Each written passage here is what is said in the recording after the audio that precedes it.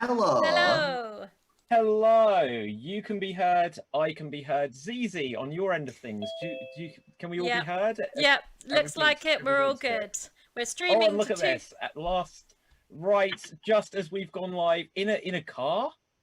Yeah. I'm glad you got your seatbelt on though. Yeah. I'm driving home, so I will be driving, but I'm totes cool. But the virtual background looks amazing, so that's cool. Thank you. This is where I'm driving home from. Oh, I love it, and I also love that you've got like just on what I mean. Are you on the back of a horse with a seatbelt on? Yeah, that's what it is. Yeah. Okay, so on that note, hello everyone out there in internet land, and welcome to another, and by another I mean the second edition of Improv ME, a discussion of improv and mental health.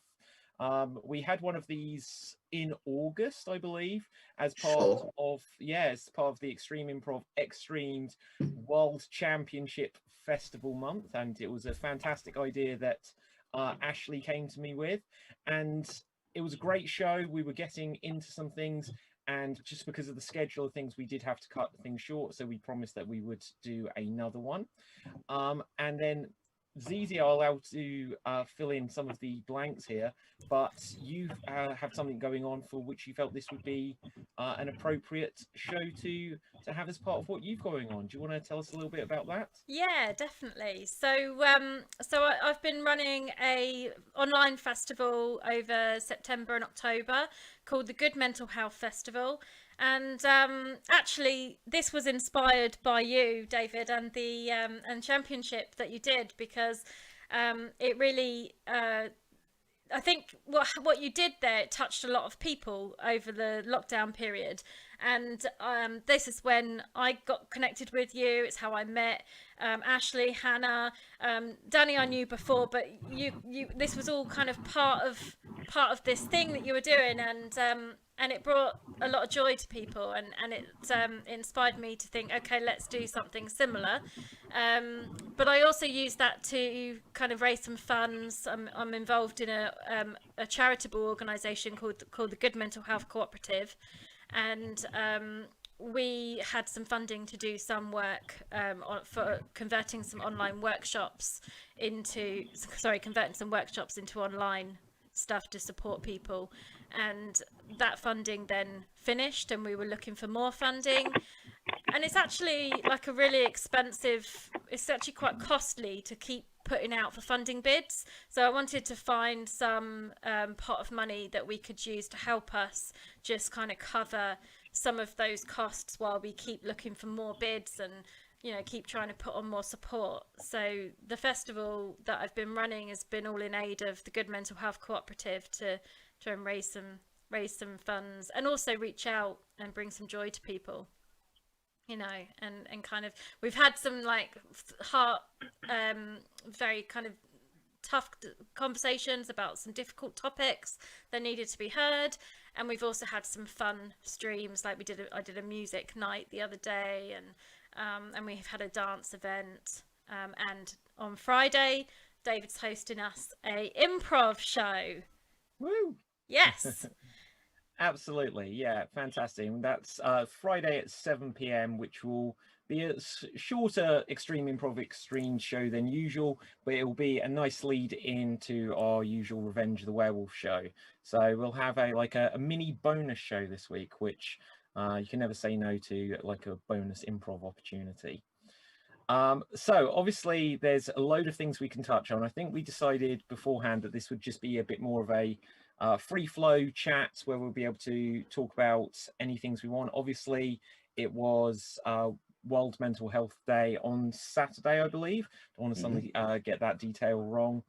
And obviously, as you touched on there, ZeeZe, lockdown, improv, being able to do something, just improv in general does bring, for me, it brings a lot of connection with people and a lot of joy, and being able to relax and be able to have fun and take your mind off of other things, especially this year where there's a lot going on in the world. Does anyone else want to throw in on any of that? Or I think we have someone at the door, the pizza delivery. Someone's knocking at the door. Someone's ringing the bell. Thank you. Welcome. Elke. This Hello. is true improv style. People are just dropping in whenever they feel. Sorry. How we roll. That's cool. That's cool. Should we? No, So, obviously, I was just gonna throw in that I obviously work for I work for the NHS and. Oh yeah, introductions. We've completely. Oh yeah, do you know what? Let's do this. Ashley, you can like get the ball rolling on proper introductions. Thank you, David Pustansky. So I'm Ashley Edwards, and I am the world champion Extreme Improv for 2020 online. But I'm also a clinical lead speech and language therapist working within dementia and end-of-life care. And I work in the NHS in Essex, and my trust specialises in mental health. So we folks have a lot of inpatient units and whatnot. So obviously my trust has done a massive things for Mental Health Awareness Week, including, obviously, as you can imagine, NHS staff. No one's clapping for us anymore. No one claps. For that, we're getting, thank you, but please carry on driving. We're getting what's called a little bit of compassion fatigue. I think a lot of staff get quite weary, and the Mental Health Awareness Week, they started kicking off these little rest nests where nurses can go onto Zoom and just have a chat and a gossip and a moan. And I think that was quite successful as well. But tonight I would love to talk about things like stress and anxiety and improv. And I'd also like to talk about improving the mental health and well-being of people with dementia with improv. Oh, Okay, fantastic. ZeeZe, you've said a bunch of things, but anything else you want to add to your introduction? So some of the people watching on my stream, because I don't know if everyone's fully aware, but we're streaming on 2 different platforms here. David's doing his and I'm doing mine. So people who are watching mine may know me by my proper name, Sarah Haskett, and because obviously with my work that's the name I use. And then I have my sort of arts name. So people who know me through performance, they'll know me as ZeeZe. So I'm a psychological therapist and a mental health nurse, and I dabble a bit in improv performance, and a few other sort of some comedy things, and I do a bit of dance as well. Yeah, so I'm really brilliant. really keen Okay, just to so have this chat. in fact, we'll continue the introductions, but because you mentioned it there, ZeeZe, what are your platforms? What are your channels? Just so that anyone watching the Extreme Improv channel can hop over and give a like, subscribe, or whatever, just because you'll be able to find all of the good stuff that ZeeZe's doing. You can find it at. It's Creative Mental Health. So you can find us at I think it's Facebook Creative Mental Health UK. And yeah, just search Creative Mental Health and you'll find it. Okay, brilliant. I can next always up, Hannah. put a little thing up on the. Hiya. I'm Hannah. I'm driving currently. That's why I'm not looking at the camera. So you've got my attractive Peter Kay side profile to contend with. Yeah. I'm an actor improviser. I don't do anything with the NHS, but I would love to.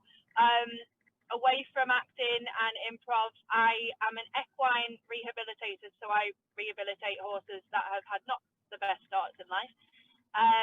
But that's not really important. I fully support the NHS. I fully support mental health and well-being.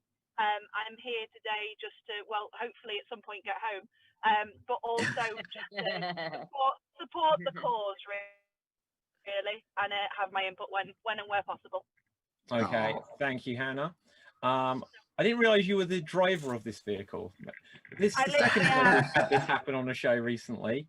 And Elke speaking did of it which, first. Elke. It's a trend. It's a trend. Yeah, it's catching on. Everybody needs to do it. I'm feeling a little bit anxious, actually.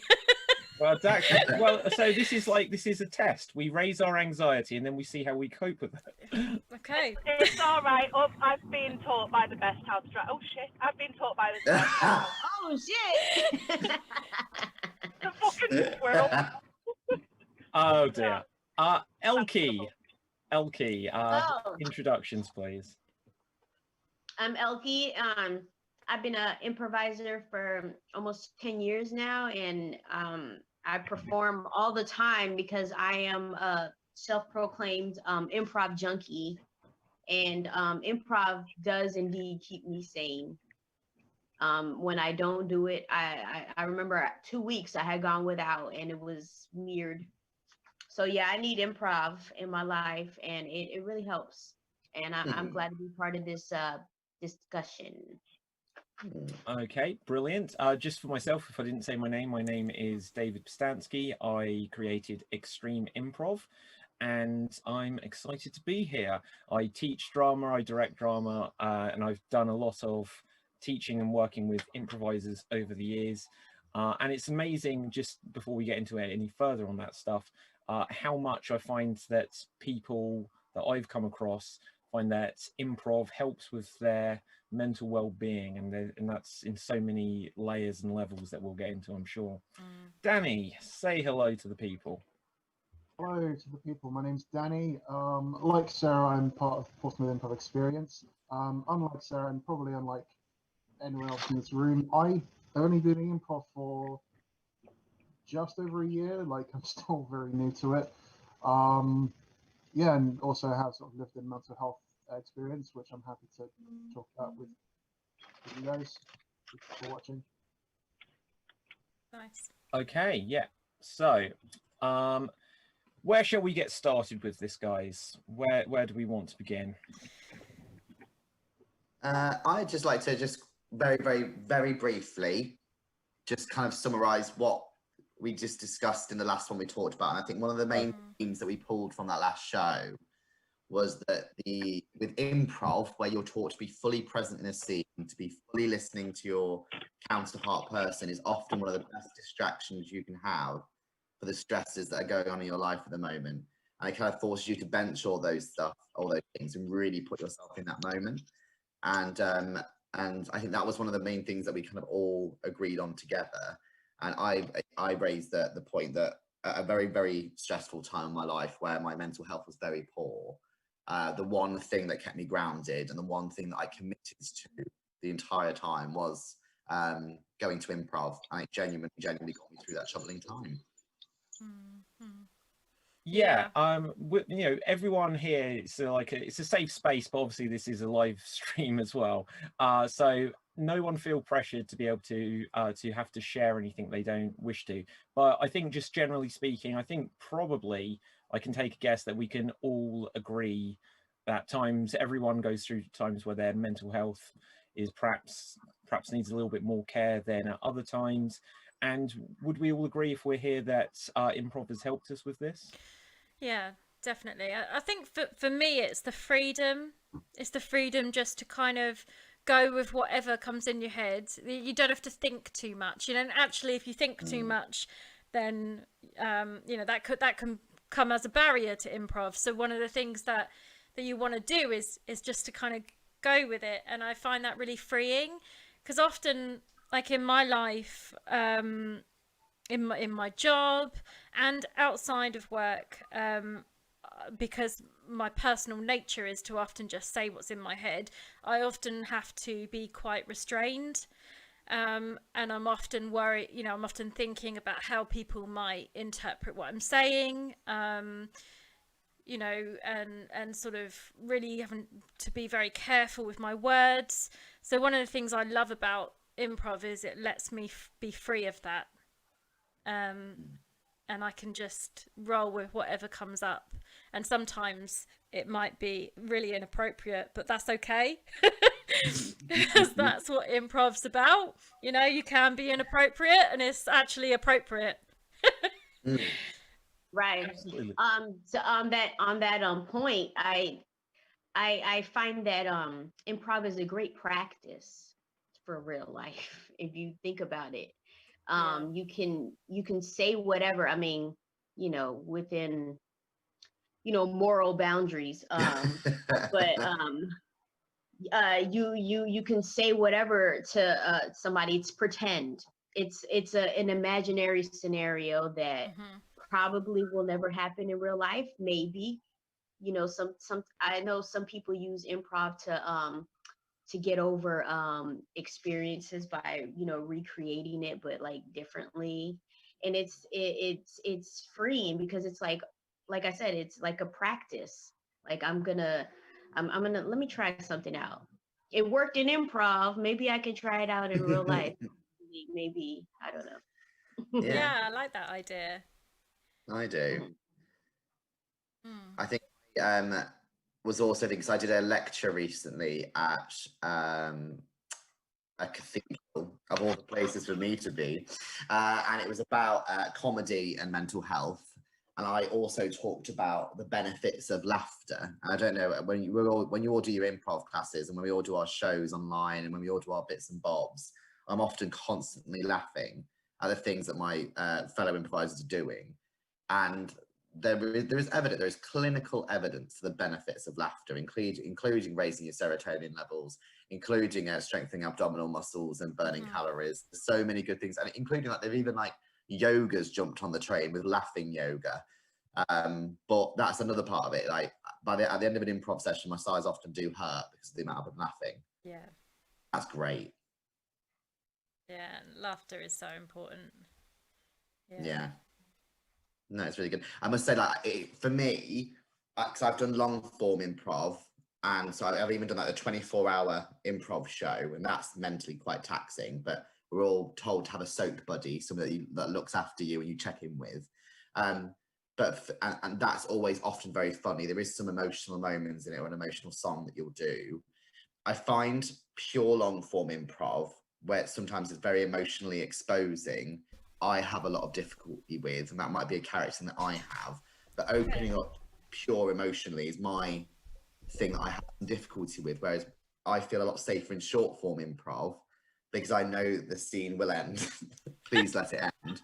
But I also like the predictability of rhythm, and I've been doing a bit of work at the moment on audience psychology, and when you're doing a scene, you think about, when's the audience laughing? Is it gone a bit quieter now? When do we finish the scene? When do we have a transition? And for me, I think getting into that rhythm on a stage really makes me feel grounded, and I feel a lot more comfortable there because I know kind of how this environment works and these interactions are going to go with the audience and myself. That's my stuff for you. Right. That's why I love live improv. I mean, I miss it. Zoom is great, but it's that instant feedback. Gratification. Yeah. Yes. Of knowing, oh, that worked. Okay. Yeah. So let's keep digging in on that one. Or if it doesn't hit, then okay, let's move on to something else. It's that audience is that gauge. That's what I love live theater. It's very it's so freeing because it's like when you don't hear the audience, you kind of freeze up in a way. Yeah. I mean, you can perform the hell out of something, but something is like closed because you're like, did that work? I don't know. That joke. Like, I mean, I went in on it. Was it worth the effort? I can't tell. But tells me afterwards. Completely empathize with you on that. What about you, Danny? Because obviously you've been doing improv for a year. You are effectively, you're in preschool of improv, even though you don't act like it when you're performing, darling. How's that journey for you? Obviously, I think, yeah, it's an interesting one because I don't have any experience with theatre at all, like as an audience or as a performer. So I'm trying to think how I first came. So I think it was I saw Brian, who sort of is the leader of our Portsmouth Improv group. I saw him posting on a Facebook group, and so I was like, this seems interesting. I want to also get into something creative because otherwise I'm just like stuck in a rut of like working a 9-to-5 job and just doing nothing else in my spare time. So my best friend sort of encouraged me to give it a go because he has experience with theatre. So I turned up, and I'm David, I think you might be able to vouch for this, but I'm actually painfully shy. Like, okay. So, Danny, the interesting thing, especially we've been doing these shows online, is I met you once pre-lockdown, literally the penultimate Extreme Improv show we had before there was the lockdown, literally a week before everything locked down. In fact, I met you, I met Brian, and a couple of other guys because we had a show in Portsmouth. And you were all great. Danny, you were great. So then when you popped up first in the chat here, and then you said about doing the show, I was like, because I remember you were commenting on shows before I even realised that you were Danny, who I'd met in Portsmouth. And I was like, get on the screen. And yeah, obviously you've been doing the shows like with us for the last 3 or 4 months now, or something like this. Feels like it, yeah. Yeah, and I can say, great. I was about to put it in a nice way, right? I was going to say that one of the things when you're a director of shows and things is you get to see people's development and stuff, and I just see how much more into things you've got over time, how much more comfortable you've got. It's great seeing lots of people just being able to relax, and we'll chat to each other when we're like on messages and things off shows, and it's just connecting with people, and it builds people's confidence, and it builds people where they can feel that they can be a bit cheeky to each other, case in point, or just just relax and open up and become a little bit more extrovert. Not that you have to be extrovert, and you don't even have to be extrovert to do improv, because I would say I'm an incredibly shy person myself. Oh, I think when because the first time I turned up for a session with Portsmouth Improv Experience, and I think it was Sarah wasn't there for this one. She was there the second time I turned up. So it was me, Brian, and a couple of other people, and I just like stiff as a board. Like I don't know what I'm doing, which is ironic because obviously it's improv. So when I was called upon to have to do something, I think one of the first thing I had to do was some sort of similar to like extreme monologue, except I was allowed to repeat words. Yeah, so it's not a sadistic game. Yeah, but obviously even then I was like, oh crap, I've got to do it on this subject. What do I do? I was just too busy thinking and trying to actively be funny that I don't think I was actually funny to the room at the time. Not so much in an awkward way, but it's kind of like, okay, well, he's clearly new. But I think it was like, as I sort of started going to more and more of them, obviously I started opening up more. I think actually Brian actually said that since I started coming, obviously, like David said, that my involvement has obviously gotten better, and I seem to be coming out of my shell a lot more. But despite all of that, there's still always going to be a part of me that's kind of like doubting myself, like I don't know. But you won. You won this week. Once. You did win, and also it's been 3 months. You won. Fair, if like, just for anyone who's been watching the Extreme Improv shows, we'll usually end, and we always make the joke that if you do best impressions, you win the show. Going back a couple of years, we would have the Extreme Monologue as the finale game. If that was still the case, Danny would never be not champion. No, actually, that's very true. Danny's the king of extreme monologuing. I must say, I see what you're saying, Danny, because I think I was introduced to a different personality types thing that I was looking into a while ago called the Enneagram. But I know that when you approach improv, I, as you could probably imagine, I'm not shy at all. I'll talk to anyone, their dog, I'll talk to anyone. I'm loud, which I've still got my doubts, but I drown it out with the sound of my camp voice. But with the way that I approach new things is I get really stuck in, and I'm quite happy to fail and then have another go like a really drunk toddler.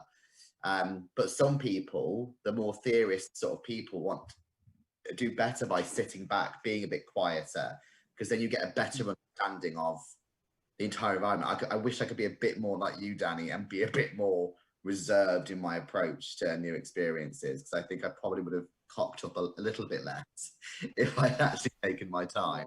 So it's not a wrong approach, it's just a different one. But that's one of the things that I actually love about improv, is that I can make as many mistakes as comes out of me, but it's all right, because sometimes those mistakes are kind of a win in a sense. Yeah. No, absolutely. And Hannah, how long have you been doing improv, Hannah? I've been doing it for about 10 years, believe it or not, but it's only really just become like a full-time thing since the start of lockdown, because it became a lot more accessible for me. I think, like many people, the doors just flew open and it was all online. Whereas before I knew of improv, I'd done bits of improv, but nothing really that I could sink my teeth into. So although obviously lockdown's been awful and COVID shouldn't exist, it's opened doors that, you know, I'm very, very thankful for. And I think that's one of the positive things that's come out of such a horrible time. None of us would have met. None of us would have met. It's true. It's true. Yeah, and I mean, I've worked with people like across the other side of the world. Like, at the limit, I only go to Wales. Like, I am crap when it comes to traveling. I go to Wales, but then I'm working with people from like America and India and like just places that I'm like, I just love to go there one day. And I'm like sitting there talking to someone and I'm like, it's so weird that I'm sitting here in my room and it feels like we're in the same room. Yeah. It's so weird. I think, I see what you were saying. Definitely it's brought us together. I was thinking about, because I was thinking about, are you part of a group that regularly like gets together and stuff? Yeah, so I'm part of Boss Birds Improv, which is an all-women improv company in Liverpool. I joined the company actually during lockdown. I was doing the main director, Emma Bird. She's got an improv school called Liverpool Comedy Improv, and so I was doing just regular classes. And then she just got in touch with me, and she was just like, "I think you're really good. Would you like to meet the girls?" And then I was like, yeah, sure, a bit nervous about it. And then met the team. They're absolutely amazing. And then the next thing I know, they were like, yeah, so great. Here's a key. Come in, you know. And it was a bit like, oh, okay. But, you know, I started there. And then all of a sudden it's like Extreme comes along. And then Chattanooga comes along. And I've done stuff with, what's the name? Second City, Chicago as well. And it's just like, it's a bit mind-blowing when you say it out loud, really. It's like little me from Liverpool, all of a sudden I'm working with all these amazing people. And like, that doesn't happen every day. Yeah, I was going to say, would you have said, like, 'cause obviously, like, bring it slightly back to mental health, would you have seen yourself in this situation as a person throwing yourself into these massive international groups and being like, all right, I'm Hannah, I'm going to throw myself off a chair live on camera? What? No. Not at all, no. I'm as a person, I always like to say I'm like a true Gemini. I'm either too much or not enough. I don't really have like a middle ground in unless I'm ridiculously tired or drunk. So so like, thank you. Yes. Oosh. So it's like sometimes as myself I have to hang back and I have to watch and observe, and in social situations, one thing I was worried about coming into lockdown was how I was going to cope socially, because obviously no one saw each other, and it was like I'd go and see my nan and just be like, you're right, nan, and then that would be it. And like, so then when lockdown started to ease, I was like, how am I going to cope? But because I've been doing improv online, it's weird to say that I'm 10 times more confident than I was going into lockdown, coming out of it. I mean, I say that I'm from a place that's now got a high 3-tier lockdown situation. So we are back in, which is enjoyable and so sexy.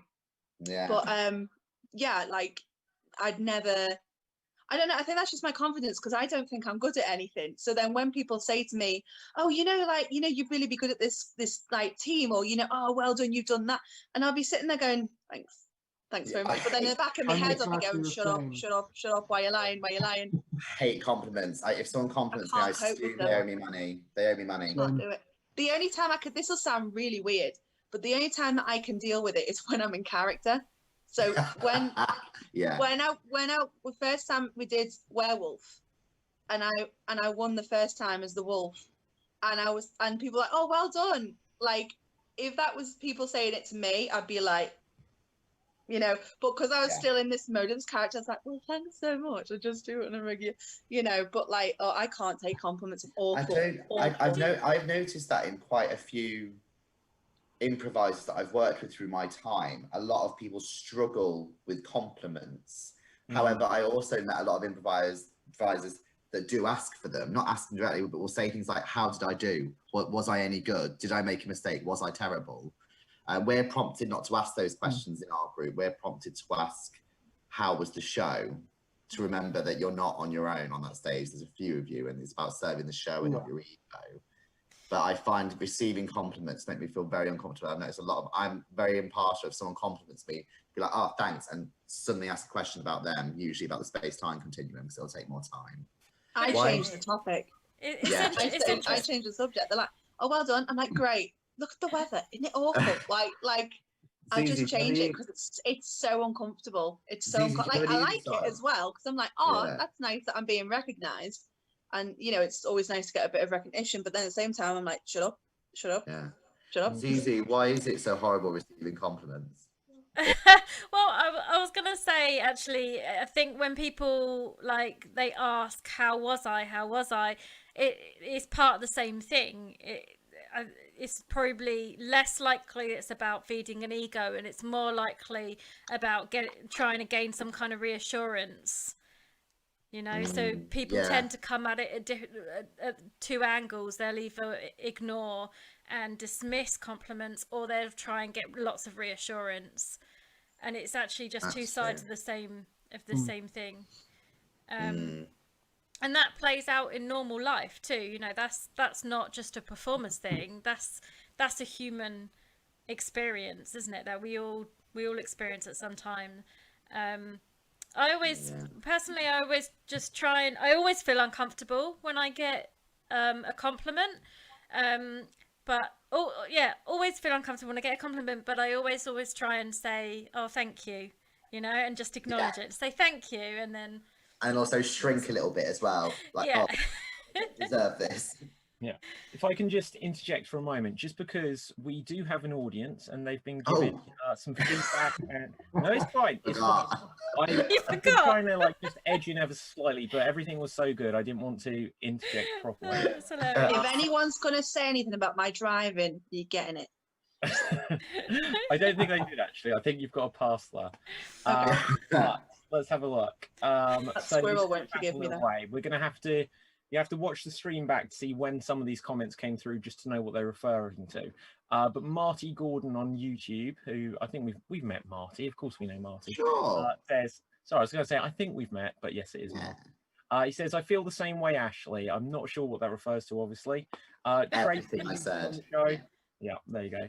Tracy says, I think the fact improv generally means a troupe means there is a belonging to a group. I couldn't agree more. That is so vital experience. I have missed that so much in the past few years, and getting back into it because of Rona has helped me. So shout out to Rona. Marty. Coronavirus. Hello, Rona. Marty says a lot of improvisers are extremely shy, me included. Tracy responds to Marty saying, it's amazing that I can never tell when a group of performers who are out of that group would say they're a shy person. It's lovely that improv night brings out a different side of someone. So they're very active in the comments. I perhaps won't read them all. Tracy says, ditto, bravo, Danny, for what you'd said. Oh yeah, that's for winning, because Marty says, I haven't won one yet, Danny. So you haven't won one. Nancy says, I've only tipped my toe into improv, but what I found difficult to do was to let go and embrace that failure is fun. Because I'm so self-conscious, it was difficult. How do you all deal with that? My dog is literally trying to get in the room as I'm saying this. Bring him in. Bring in the dog. I'll speak a bit for Nancy, because Nancy's a very, very good friend of mine. But also bring the dog in. Can we say it's a therapy dog? It's a therapy dog. What kind of a dog is it? Was it? He's just going to bring. I think it's some kind of squishy. Literally carrying the dog. Hello, doggy. The dog looks like Stacey Solomon. She's so beautiful. If that's an insult to the dog or just Stacey Solomon. So yeah, I was just speaking on behalf of Nancy. Nancy is a friend of mine, and she won't mind saying that she has difficulties with anxiety, and she gets support where and when she needs it. And she did tip her to, and as long as I've known her, she's been one of the funniest people that I know. Very, very quick with words, a punsmith, if you will, and very, very chatty. We'll talk to people like face to face. But I think the idea of getting on a stage for her was quite terrifying, although she has been to see several shows. But when it came down to it, she was obviously excellent, and she was fantastic in the shows. And I was lucky enough because Lee knew that I think Nance was a bit about doing it. He put me in both shows with her, and she was fantastic. She was great, and I was absolutely amazed that somebody who does suffer with anxiety like she does did that. And I think it's because of also how much fun she was having in the classes, because all mistakes were celebrated. You kind of problem solve things that you could do differently together, and it was yeah. And also I think it was that sense of belonging, meeting new people that you would often never meet in any other walk of life. And I think also that because a lot of people that go to improv, it does seem to attract people with it's not all everybody with mental health issues, but it does seem to attract us. We're also more forgiving of when somebody needs time, or somebody needs space, or somebody needs different ramps to support them into the group. And I think that's why it's so good, because it's kind of a self-fulfilling prophecy of love. I like that. That's cute. Cute, innit? Yeah. I think there's something in that kind of like when you're being someone else, or you're playing a character as well. You know, there's something quite freeing if you're normally an introvert person, or you're normally having to think about what you're saying, and you know, being quite aware, quite self-aware, then to be able to just jump into a character where you can be really bloody horrible if you want to be, or you can you know, you can do anything you want, really. I think that's I also think people, I can't remember who said this, but people that have been through more can laugh at more stuff. I think people that have had issues with their mental health often look at the world a bit different, and can often, as a defense mechanism and their own personal support mechanism, find the funny in almost anything and everything, including made up characters and situations. Like you're a Swedish camel that's arguing with its neighbor about Wi-Fi, but you still find something in it to make it human and draw life to it. And I think that must be a transferable skill that from life experience that's so attractive. I've never thought about that. Yeah, okay, so sorry about interruption by little Buddy there. He wanted to make a cameo appearance. Lovely. So beautiful. Yeah, a point I wanted to make just on what I was talking about when Buddy appeared was going back to Nance's comment that you then were both discussing about embracing failure. And for me, one of the things I always teach and direct with improv is that if you do something and it goes right, great.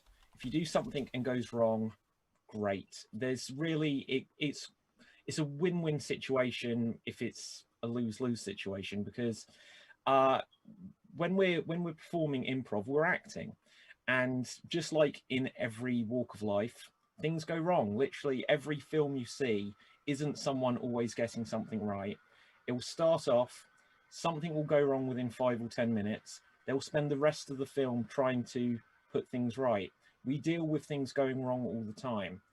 And when we're performing and it's like, oh, that didn't go great, then I always say to people, we love watching bloopers. We love watching funny videos of people tripping over or saying something silly. And if you just know that, well, if you say something very witty, something smart, something very clever, the audience will be like, oh yeah, that was good. If you say something that's the complete opposite to that and it's ridiculous, the audience will be like, that was ridiculous, that's funny, and you kind of can't lose. And when you understand this, performing improv, it's so freeing. It's so liberating, because something for me, again, saying that I feel an incredibly shy person. I know that some people say they perform on stage and like performing and they like doing improv because they get to be someone else. They get to pretend to be a different character. For me, I would actually say, and I'm sure others probably should connect with this, I'm sure I'm not alone in this, is that when I'm performing, I feel like, well, now I get to be me. So it's not that I go on stage to not be me and to be someone else. It's like, well, this is me. Hello, everyone. And this allows me to be in front of people and say, oh, I get to do whatever I want silly. And afterwards, you know, it's just like, it breaks the ice so much that you can talk to people and say, yeah, that was fun, wasn't it? And oh, you found that funny and it was fun doing it. And, you know, did you enjoy it? And when you get that, again, like I think Elke said earlier, that instant gratification, that response from the audience where you do something, you get that feedback, and it's like, I enjoyed doing that. You enjoyed watching that. You called out suggestions and stuff like that. We were all having fun together. And that's something which is so amazing about, in particular, improv, like performing in plays, you can get that kind of response as well. But I think with improv, it's because you're being spontaneous and creative at the same time, where it's like, oh, it's something that came from me. You can feel proud of the ideas, and it really just, it gives me a boost in any day when I do improv. Yeah, I completely agree with that. And I loved what you said there about it's bouncing off of other people. So it's a team creation. Like, yes, there's things that you create yourself you can be proud of, but there's also like the things that are coming are like a reverb from what someone else has given. You know, it's a ripple effect. And so that creates connections with people that you probably might otherwise take years to build. You know, but because you've had that relationship in that scene where you've developed something and you've bounced those ideas off each other and you've found it together in that moment, you know, you create a connection with someone on that level that isn't made in an instant normally. Yeah. No, I agree. I think about, we're always taught in our class that improv is about teaching people to be 4-year-olds again, because we build all these barriers throughout our lives, our coping strategies.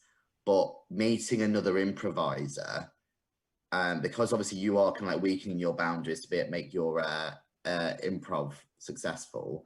Like, for instance, when I've had one-to-ones with like Elke and Hannah, when we've been setting up doing bits here and there, the connection's already instant, because although you may have different improv styles, you already know that the other one probably will get on a stage and has no shame, and so they're not going to judge, because improvisers, really, we can't judge because we don't want to be judged, and we just don't judge. And I think that's why it kind of works, because improvisers are often a type of person who doesn't like barriers and kind of wants to smash them all down.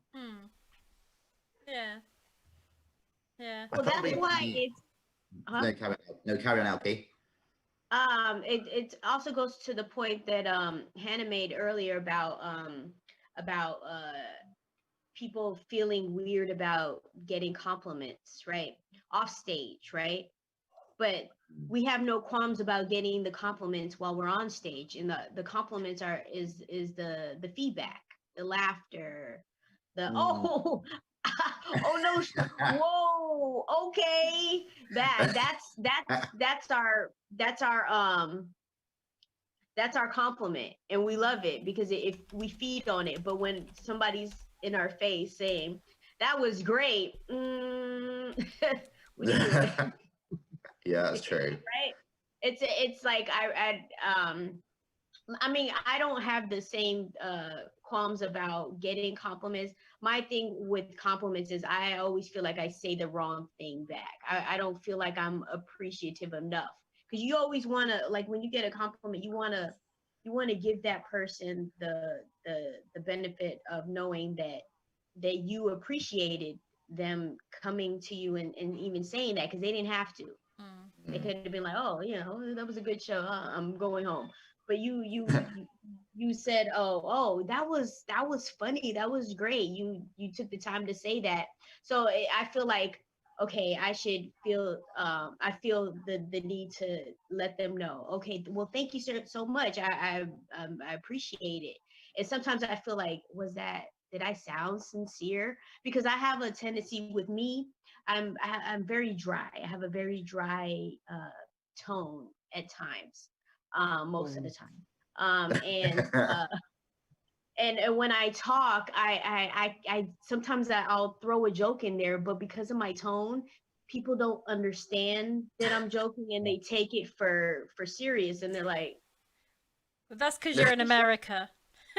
I have a very similar experience. I often joke with people that, like, on my acting CV where it says like vocal quality, it's like sarcastic, because when I try to sound sincere to people, people just don't believe it. And I'm like, no, I like that was really. Oh, they're like, okay, David, okay. I'm like, no, that's the same with me. Yeah, exactly the same. I think it must be a comedy style. Maybe it's just our style. Whenever if I also go to like a proper eye contact, well, obviously eye contact's a challenge with me anyway, but if I'm trying to like give eye contact and give a face-to-face compliment, it's first of all, it's awful. It's just awful for anyone involved. It doesn't sound sincere. It sounds like I'm forcing it. Usually if I'm complimenting somebody sincerely, I always follow it up with an insult, because then it makes me feel better, like there's balance.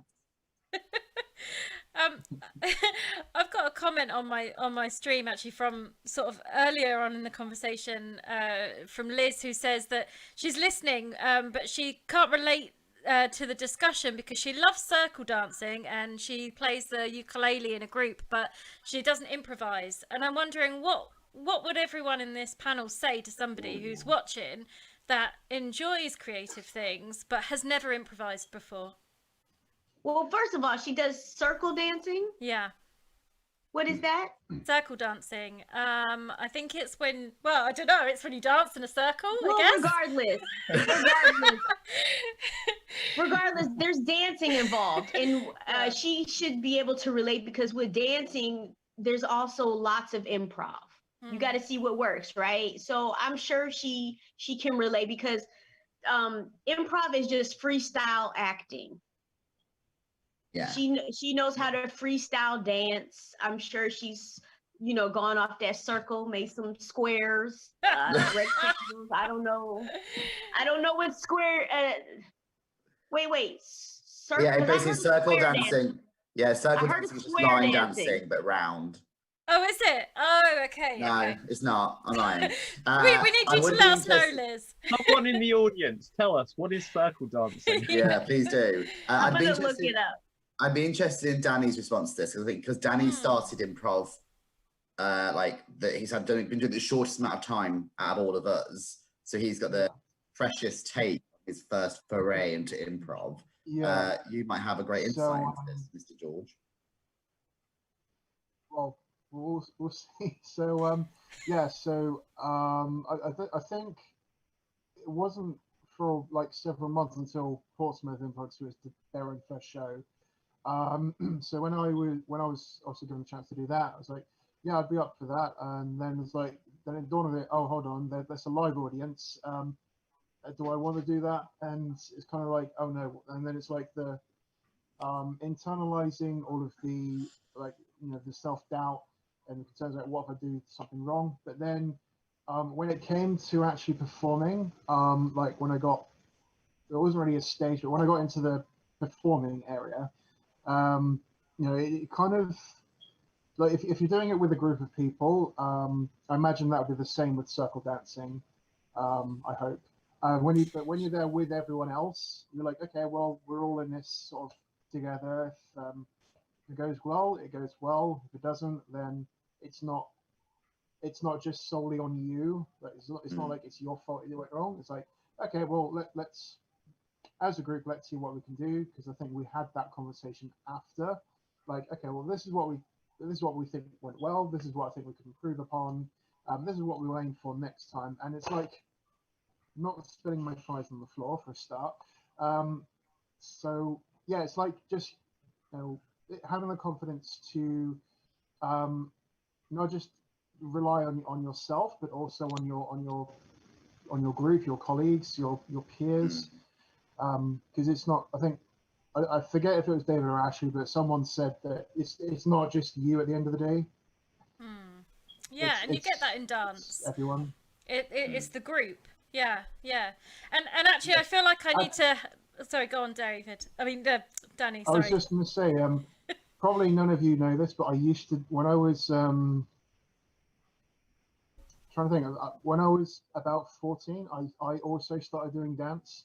Not circle dancing, admittedly, some sort of hip hop / street style thing.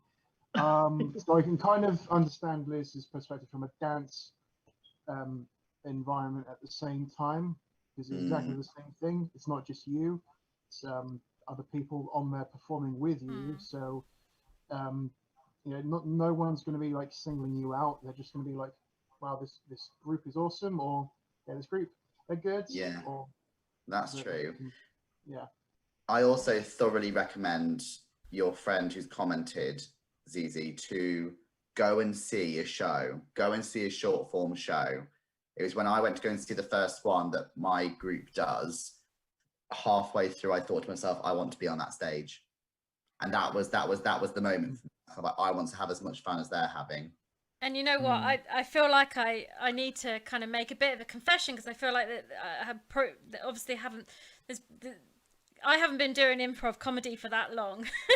But I was doing acting before. I've been acting for a long time, but I was always a straight actor. I've always perceived myself to have very little comedy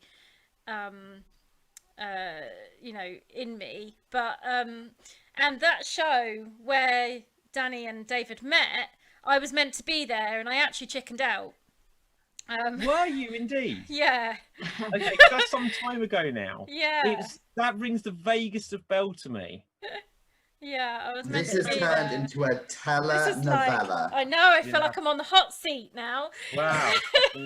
Oh, do you know what? Like this, okay, so this almost comes back to my memory, just about like thinking on the day who we're expecting, who's going to be there, kind of thing. Oh, you should have done it. That would have been lovely. But I know. Next time when we're in the real world, down that neck of the woods. Yes. I will just come briefly to some more of the comments, because the comments are coming through thick and fast. So we'll try to get to some of them. Pablo Lewin on Facebook says, it allows me to be a child again. Play.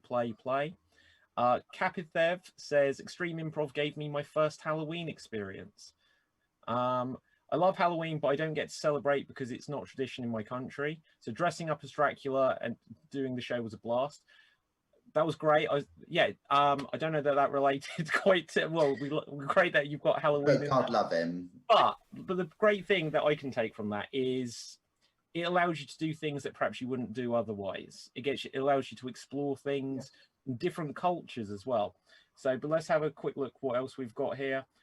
Very nice. I will read this out, even though it just compliments me. So we say about taking compliments. Tracy says, the improv community galvanized quickly thanks to people like David. I thank you so much from the bottom of my heart for a compliment like that. It's very, very kind. Tracy says to Hannah, you are the bomb. Tracy is just showing the love to everyone right now. Let's have a look. Oh, look at that. Tracy says, something I've been doing is complimenting non-stop whenever I can. So I've seen a few people like John Nugent do it. John was on our show a week or so ago, sharing Facebook pages and showcasing improvisers, and it's lovely. Scroll down, see if you've got other people's comments. Not that there's anything wrong with yours, Tracy. Let's have a look. Nancy says, thanks for your feedback on that. Great discussion. Thanks, guys. Yeah, loads of lovely comments. Pablo's written a little monologue for us, so I won't go into it all now, but he says improv has helped me in real life when I can start conversations with anybody and real-time play with normal people, for example. So I used to travel a lot with improv. I'm not going to read it all, Pablo, but what I'm going to take from that is normal people. Normal people, non-improv. Normies. But like, okay, something I think is an area that we can discuss a little bit here is applied improv. So taking improv skills and applying it to workplace situations, everyday life. Does it help you to be able to strike up conversations? Now I'm going to say something which may contradict it slightly, just to give us something to talk on it. Because I'm such a shy person, for years and years people would say, oh, but David, when you're on stage, this and that, David, we'll just be a character. And for me, I'd always say it's not 100% the same. So I can't decide, well, I'm just going to say something silly or outrageous like I would on stage. And because it's a different context, the things I'd say on stage don't always 100% apply to real life. No. Exactly. So there are things you can take from it. But it isn't just a given. This is one of the things that people misunderstand about me, is that they'll be like, David, you're an improviser. David, like, even with doing the shows during lockdowns, like, David, you talk all of the time and stuff like this. But then they meet me in real life and I'm super shy. And I can say that improv especially, but acting has really helped me. But it's not 100% guarantee that if you're a good improviser or confident improviser, that it 100% translates to what you're like in the real world. I think one thing that it does do is that those first interactions are often possibly going to be more successful interactions, because I think we're taught in improv we have to read our scene partner. We look at their body language, we look at the character they've created, we're looking at the emotional choice they've made. And we will oftentimes either purposely then change our character to suit it, whether we juxtapose it or whether we meet it or do a derivation of it. And because of that, we become more observant of another person's traits. And I think when we meet strangers, you do start to look at their body language a little bit and see, are they, first of all, is this the kind of person that wants a stranger approaching them? But also, what kind of approach are you going to take? Is it somebody that wants a confident approach, or do you think you're going to start mimicking them a little bit? So I think there is actually subconscious transferable skills we learn in improv to make them more successful. I don't know if you agree or not. I completely agree. Hannah, what would your thoughts be on that? Yeah, I would say that I agree as much as I don't agree. That's not helpful, because no, it's completely helpful, because for me, yeah, on a personal, no, I have very minor Asperger's, which I think I mentioned last time we were on here, and I used, not so much now that I'm older, but when I was younger, I used to struggle with eye contact, and I used to struggle with reading people and knowing how to approach people and how to start a conversation, and I never used to be able to get my words out. But then the thing is, with like what ZeeZe just said, what Sarah just said, when she played the straight characters, I was always put as straight characters, and I was always doing the big dramatic Shakespeare, which sounds really weird because I'm a bit of a clown as well. And then all of a sudden I did this really weird turn where I went into comedy, and I enjoyed it a lot more than playing the serious, because it felt closer to me as I know myself. So being able to do more comedy based stuff and then moving into improv, now when I meet people in wherever the setting is, I have this moment of, in my head, I go, oh my God, oh my God, oh my God. But then what actually comes out is just an everyday normal person. And I actually told someone that I'm quite close to the other day who didn't know that I had very mild Asperger's. And I told them, and they said, well, I'd never know because you're very confident. And I said, but the thing is, yes, I'm very confident, but you don't know how long it's taken me to be like that. And even that very confidence that you see, I don't 100% feel it. So it is me, the person you meet. But there's the other side of me, and this is where the improv hasn't helped, because I still question every single damn thing that I do and I say. But when I'm doing improv, I don't give a flying moo. So it's absolutely fine, you know. And people have said to me before, you know, you go on stage and you're just like this big character, and then you come off stage and you're relatively quiet. And I'm like, yeah. And there's something that David said before, actually, when you were saying about going on stage and having that escape as a character. I feel that as a character, but when you can walk on stage as yourself and go, hi, I'm Hannah, this is it, then it's like, there's just such an amazing feeling, because you're like, I'm not hiding behind a character anymore. This is actually me just doing improv as myself, playing all these games and showing what I can do. Then the little characters come in, because they always have to somewhere, because we're all a bit crazy like that. But in real life, when you can actually like just go into a situation, because like with jobs that I've had in the past, I've actually been let go of jobs because of my aspic nature, and I've not always, at that point I didn't know that was the reason. And it was only as I got older and I started learning more about it and how I could fix it, and then find it, actually, to be honest with you, improv is what's fixed it, because I've learned how to read people through doing improv, which is a very strange thing to do. So yeah, it's helped me as much as it hasn't, but the more I do it, the more I love it. And the more Sorry? How old were you when you were diagnosed, or when you found out? Here's the thing. So my mom was a specialist teaching assistant, and she always kind of knew that there was a little something there, but because of all the drama and all the working with animals that I've done in the past and still now, it was never 100% clear. When I became a teenager, because that's the thing, when I was a teenager, it became even more apparent. I was only diagnosed at the start of lockdown. Wow. Oh, wow. But it's been a thing for that long. And the thing is, God bless the NHS, but there's only one person in Merseyside who can do that diagnosis. So I've had to wait for a very long time, all whilst knowing. So when he said, oh yeah, no, you are, but it's like a very small percentage, and it's just the slight social sides that you will be able to deal with at some point if you can find a way to cope with it. I was like, I already knew this. Did I need the diagnosis to know what I own now? Anna, can I ask, getting that diagnosis, did it change anything about how you looked back on things from the past? Did it say like, well, did it allow you to think, well, I can look at myself and think differently about how I view things or interact with the world around you? Anything like that? There was a lot of things that when I got the diagnosis, there was a lot of things that looking back I really regretted, because in my head I knew that it was probably what it actually ended up being. I suppose I could have probably started helping myself a little bit earlier on. So I think that was my only regret, that I could have done something earlier. Stayed in jobs that I enjoyed instead of being let go because, you know, I'm a crazy person.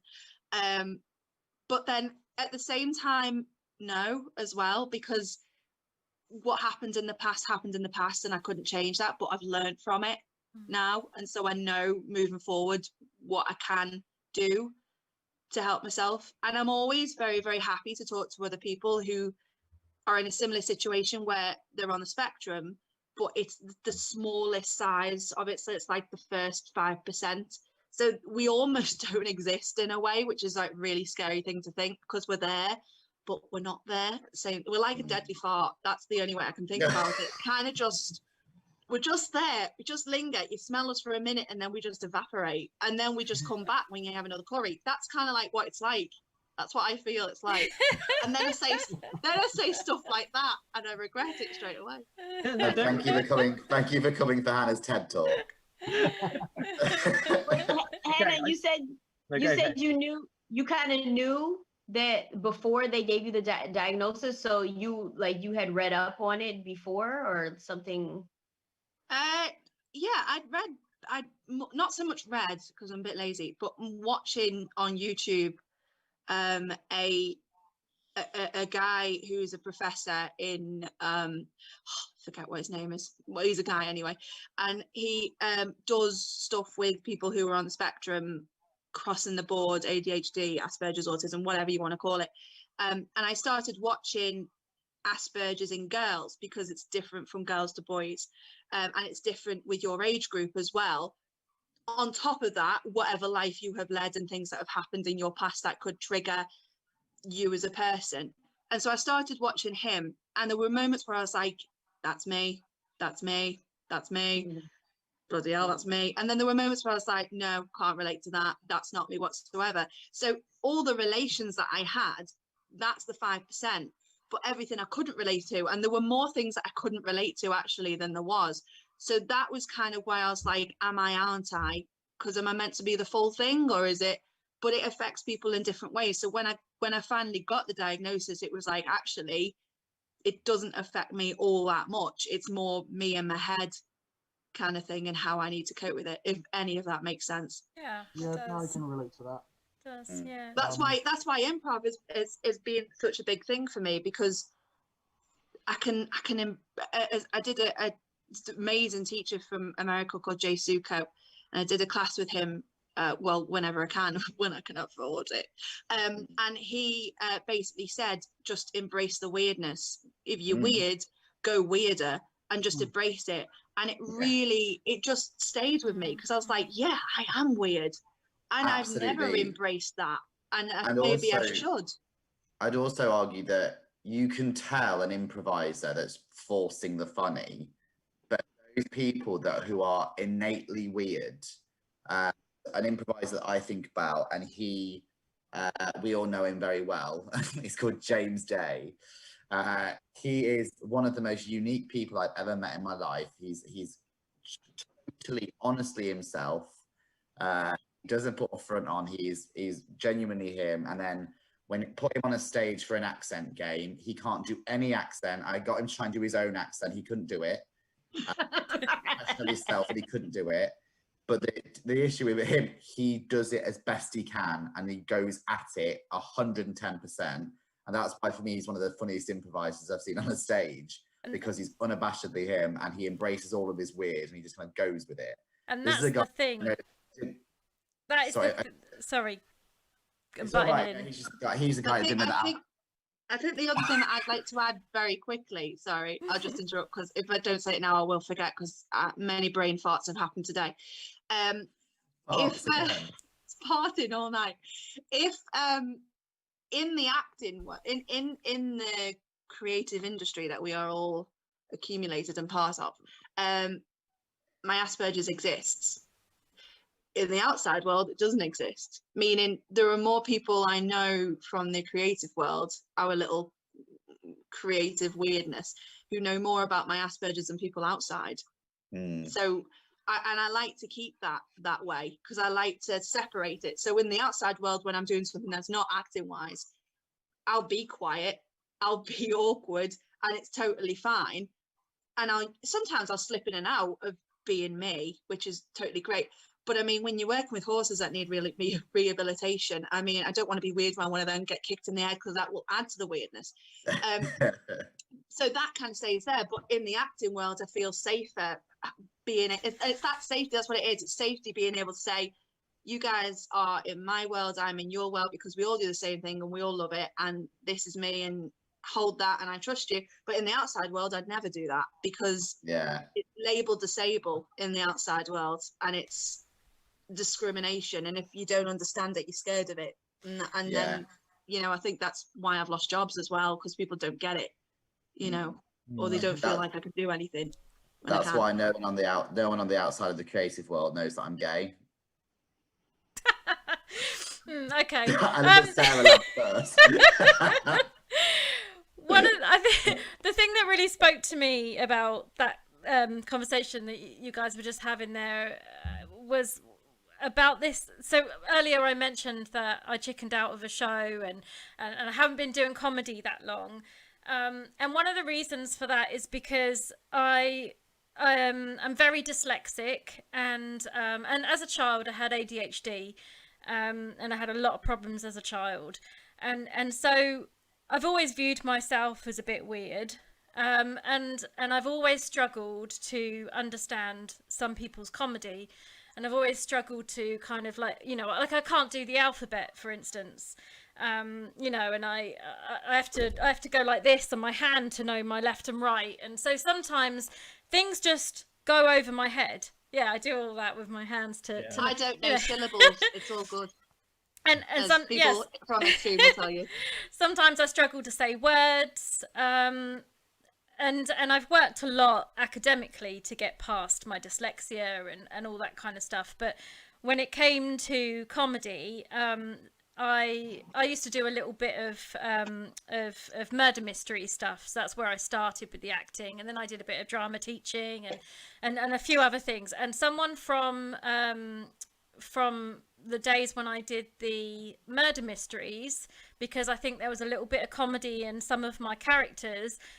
We were still very good friends, Paul, and he said to me, "Hey, look, you know, we really need some people to get involved in this comedy stuff." And then he also told me about Brian's improv sessions, and got me to go along. And at first I was thinking like, well, I can't do comedy, you know, what are you talking about? But I was quite kind of taken aback by the offer, and I thought, well, you know, he obviously thinks that I can, so I'll give it a go.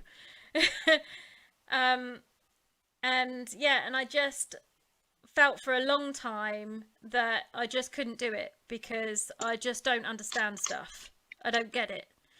And then I realized, doing some of the extreme stuff, which I'm grateful for Danny sort of encouraging me to do, is that actually it doesn't matter if you don't understand.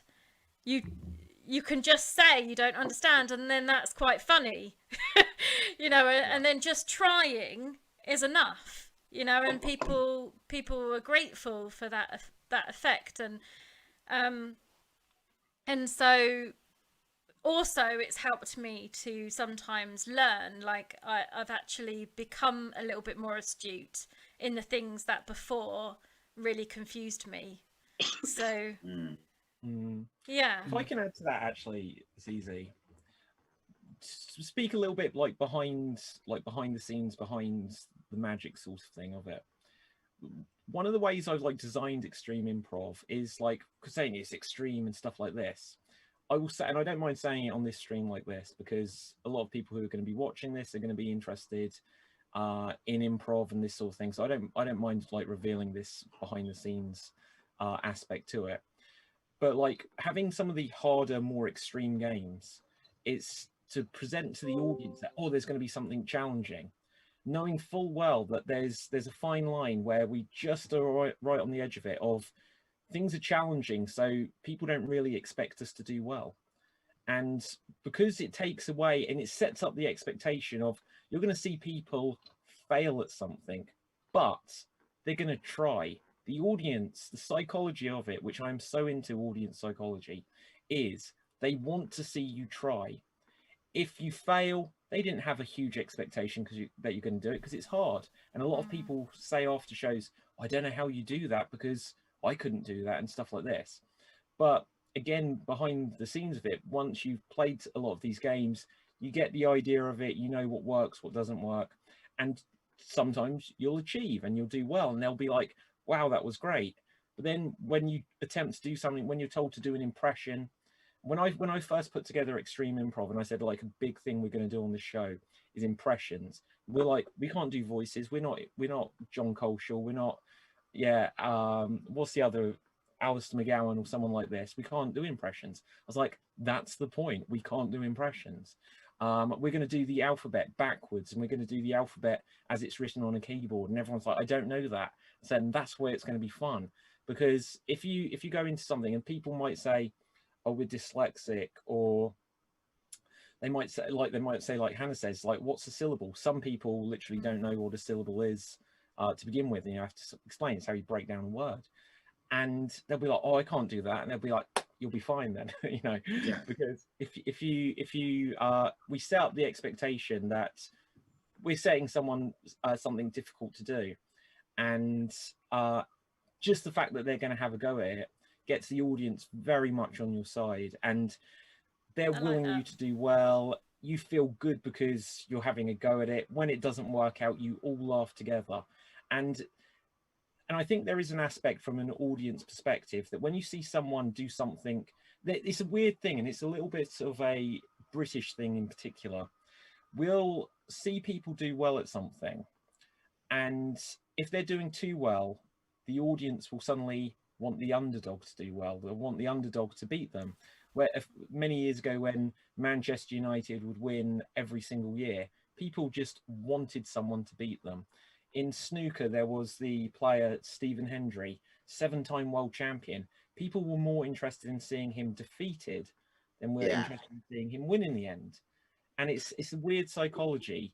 But when you set up like a show with the idea, and again, for people that do watch like our show, I'll say to people, if we do like the single syllable game or the or questions only, which can potentially go on indefinitely while someone's going well, I tell people that the psychology is that if you're doing too well, the audience won't be rooting for you anymore. They'll be rooting for anyone but you.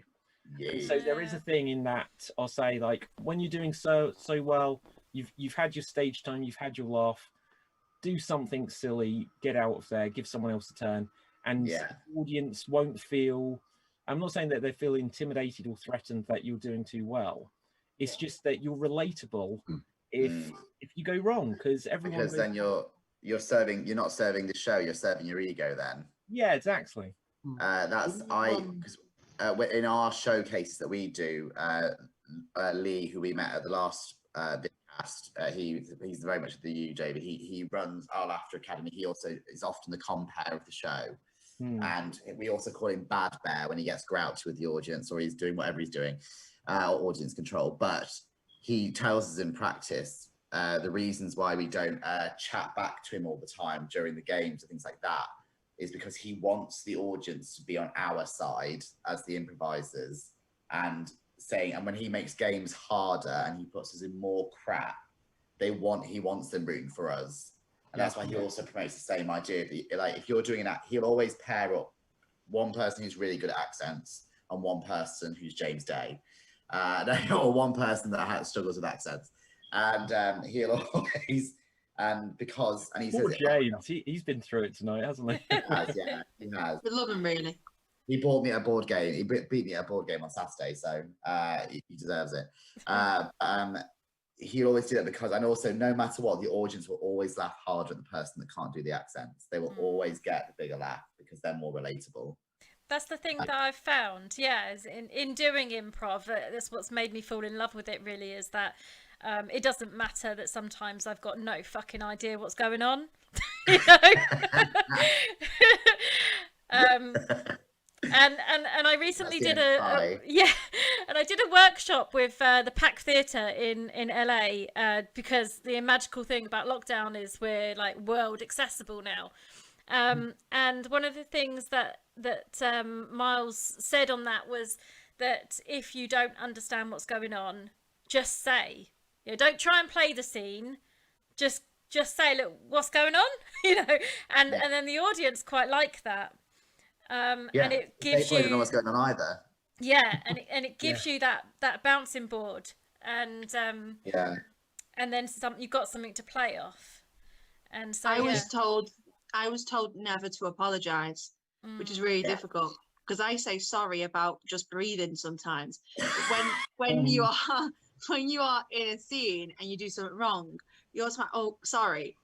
And it was actually, going back to Jay Suko, because he's an absolute legend, it was actually him who said to me, why are you apologizing? Stop apologizing. You never say sorry. If you've got yourself in this shit, just swim out of it. Like, you don't have to ask someone to throw you a rope. Get yourself out of it. And there's such an amazing feeling about that. So, like, I hardly ever apologize now in improv. I just apologize everywhere else. Yeah, unapologetic Hannah, we call it. Apart from when I can't do single syllable words, I'm sorry, just to say a word to get out because I know I can't carry on. But I think that's like going to. What, Danny? Go on. So you can, instead of saying sorry, you could just say soz. Yeah, soz. Yeah. I mean, Scousers have many ways of saying sorry. I'm just polite about it. But I think what you were saying before, David, about setting up Extreme and how you've done it and everything like that. Oh, we're going for a compliment. I thought you were going in for a big compliment then, Hannah. Sorry, I was getting ready for the tension to build. Hang on. Oh. I've not finished, ZeeZe. Hold your horses. Some of that, a lot of horses. A lot of horses tonight. A lot of horses and farts. Anyway. When I was doing the thing with Second City, they said to me, is there a show that you've been on where you feel like it's a safe place to play? And I went, yeah, actually there is. And I said, it's a company called Extreme Improv. And I said, because the thing is, I said, I remember my first show and I was absolutely terrified because up until the first show that I did, which I wasn't just saying, I hadn't actually done a live improv show. I'd done more of the training of it and that was it. And I was absolutely terrified, but it was so safe. And it was just like, so unapologetic. And it was funny that people were making mistakes. And like David, when you lead it, you don't feel like you're going, oh, she can't play this game, or oh, she's rubbish at it. Oh, for God's sake, I shouldn't have said yes. And then obviously you get more people who come onto the show, like Howard, who is an absolute legend in my head, doesn't know what's happening, but it just works every single time she's on, and I just love her for it. So it's like, I noticed she doesn't say sorry either. She's unapologetic. No, she doesn't. She just goes with it. Everyone should be more Howard. But just in case Howard is watching, or just in case she's like, what do you mean I don't know what I'm doing? Howard just dives at things, and sometimes you'll get a sense that it's like she hasn't followed a rule or something, but she goes for it and it's always brilliant. So. And also she's always no matter what, really, a firm favourite to watch because she Yes. just does her and no one else can do it. Yeah. Like I've been doing improv for as long as I've been doing it. It shows the amount that I've been doing it, and I will never be able to make an audience laugh as much as how I can. And everybody else in this group, of course. But it's just No, you've said it now. Yeah, yeah. Well, well, I've been taught not to say sorry, so. And what I was trying to say was extreme is great. That was what I was trying to say, but I was going round in a circle to make myself sound really intelligent. So just say a couple of other comments that we've got. Go for it. We'll probably need to begin to wrap things up sooner rather than later. I've noticed we've lost Elke just because I think she had to get somewhere or do something. Get in a car. But JD on YouTube says, as someone who's still relatively new to actually performing improv in this capacity, you guys have all helped me with my mental health a bunch. There's not a lot of improv where I live, so it's wonderful, which is a very nice compliment again. But also, like, I'd say to anyone out there, there's like areas where there's a lot of it, and there's some places where there's not so much. But one of the great things about improv is that you don't need 6 months of rehearsals and set building and learning lines. You can just get some friends together, even if you're not performing in front of whatever, and just play some improv games, look them up. And I'm not trying to plug something because I could plug something. Here we go. Well, your book. David has a book. What I was going to say is you can look them up, literally just look up YouTube videos of Whose Lines It Anyway, see what the games are, have a go. When you do them, they'll be like, you'll probably feel like, oh, that didn't go as well for us as them. And I can say that if you watch them, you can think, okay, so what did they do that worked? What did we do that perhaps didn't work? And oftentimes it will be down to characters saying no. So shall we do this? No. Oh, why didn't that scene work? It's because you said no. Try saying yes. And you can apply this to real life as well. Obviously, you don't just say yes to everything. But if you find that you're a more accepting, go along with ideas, don't second guess things, and just give something a go, good stuff will happen out of it. One other comment I do want to come to, actually there's been a couple, but Pablo wrote this long speech for us earlier, and I didn't go over all of it, but he said something interesting I picked up on at the end. He says, improv allows me to look at the world from different angles, some of which I didn't even know existed before expanding my mind through improv. And what that brings to me is there's an exercise, a game that we'll do in improv, which is called New Choice or Change. There's lots of different names for it, but basically a character might say, like I just gave the example of, shall we go to the beach? And another character might say no, in which case the scene stops dead. If like the MC or someone was to say new choice, and that no was now erased from the script, and they'd say yes, and when we're at the beach we can search for treasure. And if that's your idea and you say new choice, and that now means that's been erased from the script as well, the performer will have to come up with another option. So if it's going to the beach and you are going to go there but you're not going to search for treasure, you can think, what else can I do at a beach? Let's go surfing, new choice. What else can I do at a beach? Let's go ride a donkey, new choice. And it's like, oh my God, what else is there? And what the lesson I think that something like that can teach us is, within anything you do, there's always several options of things you can do. And some people just look at the first option. But if you new choice yourself in your everyday life, you can see, oh wow, there's all these different branching options from lots of things you can do, which will give you new options of things you could do. When people say, oh, I don't know what to say next in improv, you can say anything. You can say any number of things. And the thing that your scene partner said to you before you spoke is like a starting point that will branch off in a million different directions. And the first 1,000 directions will all be very connected. So if it's going to a restaurant, let's have some chips. New choice. Let's have a pie. New choice. There's all, and they're very connected, but you can also find lots and lots of other options. So looking at things from different angles, I think, is something that Pablo says about that improv really, really can help you embrace. That's fantastic, and I really like that, because often, you know, you can use that in many ways. And we're coming to mental health.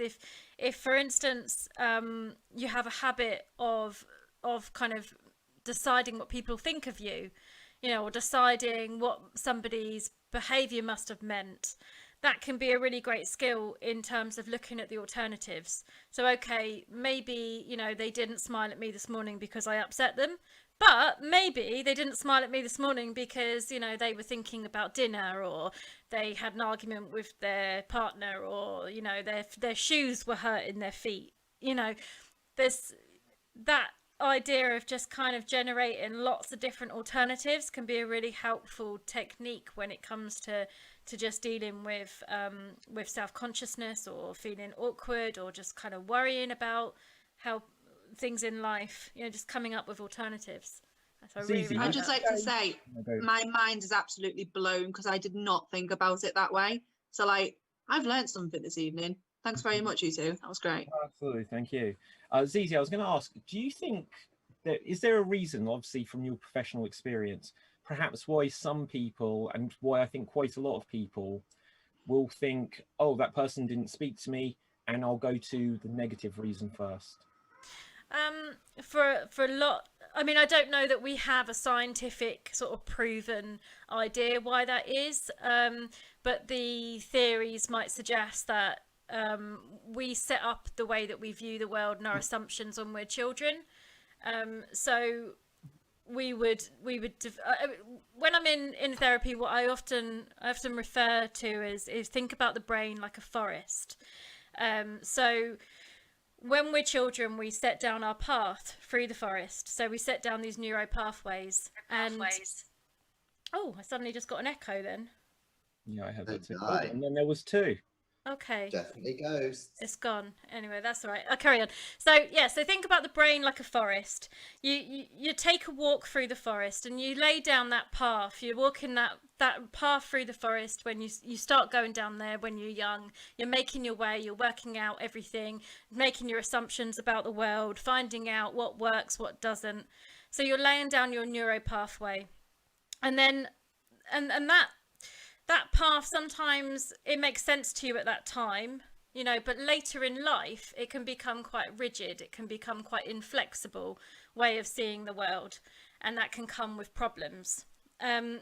So when we think about CBT and trying to change, or you know, you want to try and change the way that you're thinking or change the way that you're viewing things, we first need to look at how you found yourself on your path. You know, understand what things in your past influenced you to make those types of assumptions and to think that way in everyday life. So I refer to that as being like your meerkat. You're being a meerkat in your forest. You're sticking your head up and you're taking a look around and you're saying, okay, what influenced me to get here? You know, what things have I experienced that make me automatically think this way? And when once you've been your meerkat and you understand that, you've then got options and you can decide to do things in a different way, try something new. You forge your new path, and that sort of gives us like the plasticity of the brain, so that the brain has this plasticity where we can find a new path, we can find a new route. But when we first start trying that, it's hard because it's not beaten down. You know, the brambles are there, the bushes are there. We need to beat down that new path. But the more you take it, then the old one gets grown over, you know, and your new path becomes more and more established. And so, you know, the brain works like that. That basically is the plasticity. And people talk about finding it harder as you get older. But plasticity of the brain doesn't actually change. All it is that our perception of our path is we've known that path for longer, so it's harder to redivert, you know. Yeah. But we can. The ability is there. The plasticity doesn't change. It is just the perception of how it feels when you try something new. Brilliant. Okay, I think we should, just looking at the time, begin to did that make wrap sense? Things here. That was a great way to put a button on things, though, ZeeZe. It was, yeah.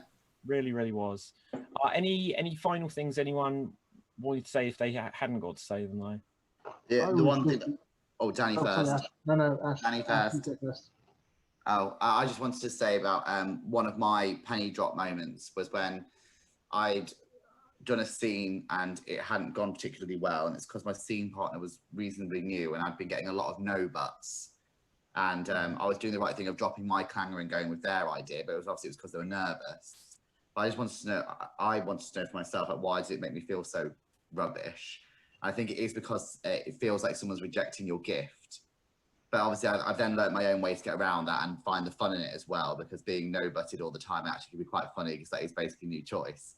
But I found at the same time I was having issues with a manager of mine who, for some reason, we couldn't see eye to eye and were having a lot of spats, and it was because they were no-butting me so often, but I was refusing to drop my clanger.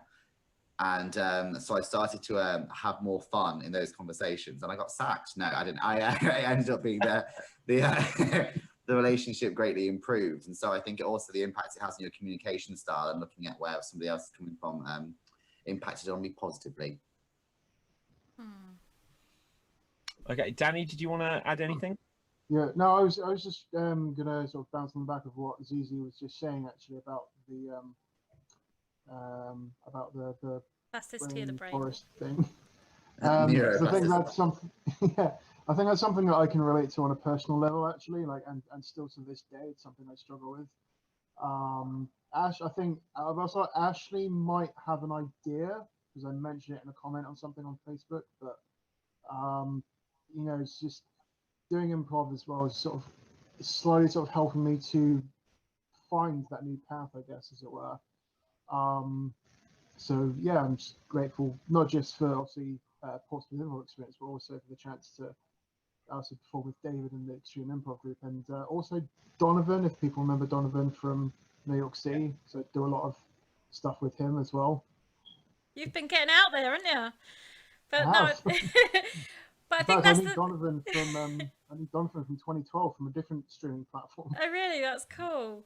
But what you're saying, you know, bringing it back to what relating what I said to improv is so true. You know, you can use those skills to find your new path, to play out new scenarios, to look at different alternatives, to find ways of looking at the world in a different light. Yeah. Yeah. Hannah, do you have anything to add?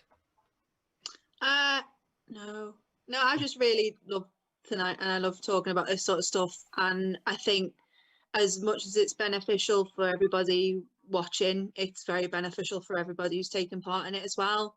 I mean, because I never thought about different perceptions in terms of like that game. Like that's just literally blew my mind. But like, yeah, I think it's very beneficial for everyone, not just people who watch, but also everyone who takes part. And I think anything that evolves around what we're talking about today is so important and needs to be spoken about and needs to be acknowledged and understood. And I think that's the way forward, really, for everyone to feel like they belong and everyone to feel like they're appreciated and respected for being the person that they are, whatever stage they're up to in their life, confidence-wise or whatever. So, yeah. Whether it's finding a new path or whether it's actually just embracing your path and saying, yeah, I'm weird and that's okay. I am weird and that's okay. Yeah. But also when I'm stressed, it genuinely feels like I'm undergoing deforestation of my forest. We don't want to know about your deforestation, love. You better keep that to after 12. I had a gender reveal party in my head. It's all gone pretty tongue. On that note, guys, I just want to say, because ZeeZe, you sent me these just before we began. I've just put into the chat on the Extreme Improv pages the details on the charity. You can go to the website www.goodmentalhealth.org.uk. There's also a link I've put to make a donation to PayPal for the charity. And I think I put them in reverse order, strangely. So that's what that PayPal is. Do click on it and make sure someone else doesn't sneak in a PayPal link. So I'd hate to have done that. It's like, but I think it comes up, doesn't it? It comes up. What it is. Yeah, it should come up as the donation link. Thank you so Exactly. much. But yeah, so they're in reverse order, but they're both there. Let's just find out where you can find everyone. Again, it was so good to do a second edition of Improv Me with slightly more breathing room. I'm sure we'll do another periodically. It seems like it's good. It's really meant a lot to me having all of the comments that we've had, people talking about this. It's really nice that people have shared some stories with us as well. We'll certainly we appreciate that, and we welcome more like that in the future. And I want to thank everyone for being so open on the show and sharing personal stories as well here. I will get the ball rolling first. My name is David Pustansky. You can find me on Facebook, Instagram, and Twitter at David Pustansky, which is spelled Pustansky. For Extreme Improv, the one thing I will ask of you is that in about 2 or 3 weeks' time, we've got the Extreme Improv Team Championships coming up, and literally in about 20 minutes, we're going to do an announcement video where we're announcing who's in what team. It's going to be a draft. So check that out in about 20 minutes at youtube.com/Extreme Improv. I'm done plugging here because you're going to hear me plugging a lot of stuff in 20 minutes. Hannah. No, not like that, Ashley. Okay, Ashley. Sorry, Hannah. What would you like to? Who do you want? Who's your favourite? Oh, no. Danny, you're next then. Oh, really? Wow. No, let Anna go first. No, you've got a beard. You can go first. Ashley's got a beard. Yeah, but Well, yours it's is not, not it's not as manly She's as All not right, yours. here. so Z, check this out. I made this. Hey! Woo! I might Impressive. update it because I think I could do better than just a long link. But you can find us here on Facebook. Is that Comic Sans? Probably, I don't remember. Classic. Piece of cake. Clearly. Ashley, what font are you using? I'm using Impact. I am on Facebook. I've commented a bit in the comments below. I don't really have any professional things, but I'm part of the Laughter Academy in Southend, and we are a lovely ragtag group of people who accept anyone and everyone because we believe that anyone can be an improviser, and we welcome you along. Okay, Hannah. I can be found at Boss Birds Improv, which is an all-women's improv company in Liverpool. At the moment, we are trying to bring more women into the world of improv, whether they have done improv before or not. So get in touch with us and we'd love to jam. Otherwise, you can find me at Extreme this Friday, double bill, and also Improv Chattanooga. And if you're very good at not sleeping, it's Saturday morning over here at 1 a.m. till around 2:30 a.m. Okay, and ZeeZe. So I'm Creative Mental Health, as you can see behind me. I'm also on the committee for the charity that's been put in the comments box, which is the Good Mental Health Cooperative. And you can find me on my Facebook page, YouTube, or look me up on creativementalhealth.org.uk. Brilliant. And obviously we mentioned earlier that we're going to have a special show as part of the festival Friday at 7 p.m. Do you have any other things just to plug? People know where to see the next thing? Yeah, actually, Portsmouth Improv Experience that Danny was just holding up. We're doing a workshop. Brian's running a workshop for the festival for us on Saturday. And so if you go to the Facebook page, you'll see a link for signing up on either mine or the Improv. And then next week we've got what we call our mental wealth trialogue session, which is basically an open conversation, very similar to what we've had today, but it's within a closed group. It's not streamed out. Anyone can come. And the idea is that there's no set agenda. We start with a question, and the question will be set on the previous group, and then we just talk about mental health. And the idea is that everyone has a wealth of knowledge, and everyone's voice is equally as valid. And we listen and we respect each other's points, and we just, it's a really, really inspiring event. So maybe some of you guys can come, maybe some people out there watching are interested. It's going to be our second one online, so it would be really nice to have a wider feel for it, because we've been running them in Portsmouth and Southampton areas for some time, but being online means, you know, we've got a broader reach. So yeah. Brilliant. So with that, from everyone here, like I said, in about 15 minutes or so, we're going to get started with the Extreme Improv Extremes Team Championship Draft Show, where we'll be announcing which teams will be competing against which teams, who the performers will be that will be part of each team, and also which teams won the votes this week to decide the extra teams that will be joining the championship itself.